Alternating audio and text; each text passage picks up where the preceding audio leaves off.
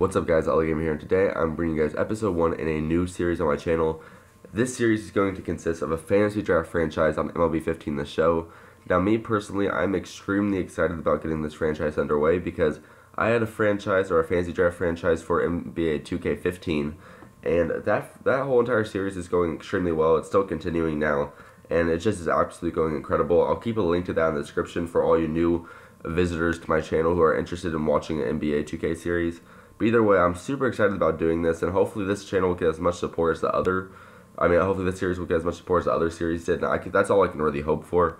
So I'm doing a new franchise, of course. It's going to be my first time actually touching the game, so before I actually do this draft, I need to warn you guys, since this is like my first time really looking at things, my ideas on the rosters are really, really bad. So I did not have a great idea of what players' ratings were, so I kind of took some extra time to do my drafts, and I even may have made some bad decisions here and there.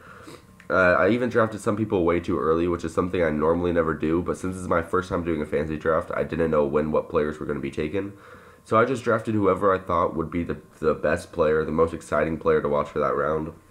The team I'm going to choose is the Los Angeles Angels. For those guys who are wondering why I'm choosing this team and like kind of the background about it, it's just because I am in Southern California, that's where I live, and the Los Angeles Angels have been my favorite team since I was born, basically. Just kind of the team that my family likes and just the team I've kind of grown up watching. And so needless to say, this is just my favorite team, and I just felt most comfortable using them.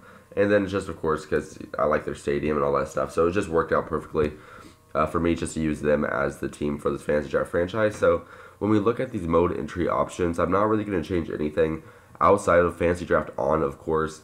Outside of that, I like to keep everything realistic. The only other thing I may have wanted to turn on was instant trades, but I decided not to do that. Just because, realistically, you do have to wait a few days for trades, so it makes me have to plan ahead for people I need to trade for, and it kind of makes you have to play like more on top of things as a GM or as I don't even know what I am right now. They've never really explained that. I guess I am a GM. That's my job. I don't know. I'm not an owner, I don't think, but yeah, I think I'm a GM.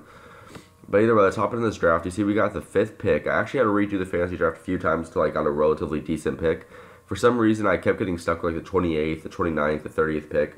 And that's horrible. I don't want to be stuck with that pick. So here's who's been taken so far. Of course, Mike Trout would be the option if he was still up there. But since he was taken, the best players out there are guys like Paul Goldschmidt, Andrew McCutchen, Giancarlo Stanton, Chris Sale. There's even, Matt Harvey, Jose Fernandez, who's a young, talented pitcher.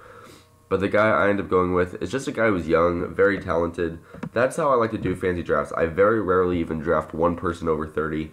I think I only drafted one person over 30 in this, and that's only because it was like absolutely necessary for me to. And the person I ended up going with, when you look through all this, I don't want to spoil it because, well, you guys can probably, you're looking at the thumbnail. I don't know why I'm thinking this is some surprise. If you looked at the thumbnail, you know who the first pick is going to be. I looked at Matt Harvey and stuff like that, and I came to the conclusion that I do not want to go with a pitcher to begin with. Although it's great to have a great ace on the mound, they pitch only 1 in every 5 games. A great position player is going to be out there every single game and hopefully putting up big numbers for you. So they play more impact, in my opinion.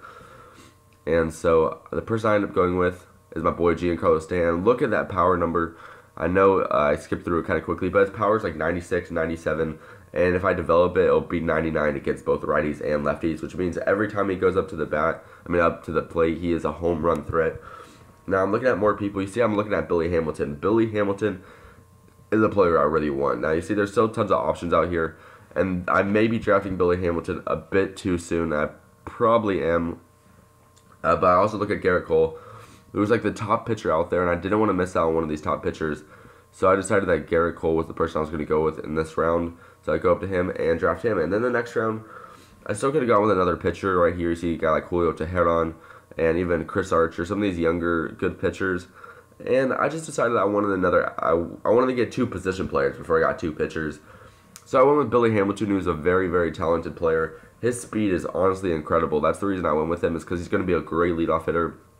Every single time he gets on base, if he hits like a bunt and gets on first, it's basically a triple because I can steal second, steal third, no problem. So you see, I'm looking at some more players, and right here I decided to go with Tajon. I need to figure out how to say that. Please put like a pronunciation way of me saying that in the comment section. I think it's Tajon Walker. But I drafted him because he's young, high A potential, and well, he's a pitcher, and there's not a lot of great pitchers out there. And then I go with Bryce Harper, who's also a potential young player.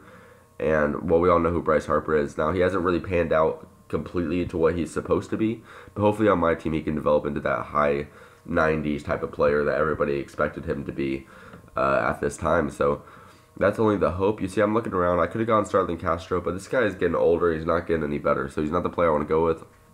I go with a different Cub, actually. Go with Javier Baez, who's also an A potential, but he's 22 years old and can probably reach high 80s overall in the next few years. So that's the idea. And then you see me looking at different stuff. I actually end up going, I believe this is the pick where I end up going with the third baseman. You see, I'm looking at Jose Quintana, and I can't remember the other guy, but Jose Quintana was kind of a pitcher I wanted because he was a nice lefty. He ends up getting drafted before I can take him, though, and I end up going with this guy, Johan Cora. And I think he's a randomly generated player. I don't actually think I've ever heard of him. It kind of makes me want to Google search him, so I hope I'm not disrespecting any Johan Cora fans out there, if he is in fact a real person, but I've never heard of him. And so I was actually surprised and didn't know who he was. But I drafted him because he looked like he could be a great hitter. And once you see opening day, you'll see that I was actually very correct on the idea that this guy would be a good player. And talking about that, I feel bad that this was posted late. So I'm going to try to get opening day out tomorrow probably. I still need to render and everything. So it'll be out tomorrow. How about that? Let's make a promise. Opening day will be out tomorrow if you guys stay tuned. And hopefully you just like and watch this video and you'll be interested in staying tuned for the rest of the series.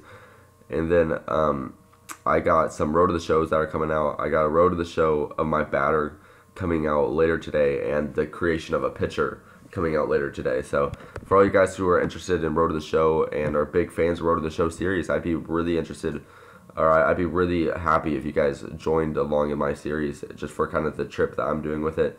And hopefully just join kind of the group of subscribers that I've grown so far, who are just really, really loyal, really great subscribers. And I hope all you new watchers are interested in joining that group of people. And for you guys who have already been subscribed and are watching this, I'll just thank you for all the support you've given me, because I haven't really posted a lot lately. I've actually been going through a move and going through a lot of stuff, and I've just been really busy. So that's kind of my reasoning for not really posting, but I'm really trying to get back into it.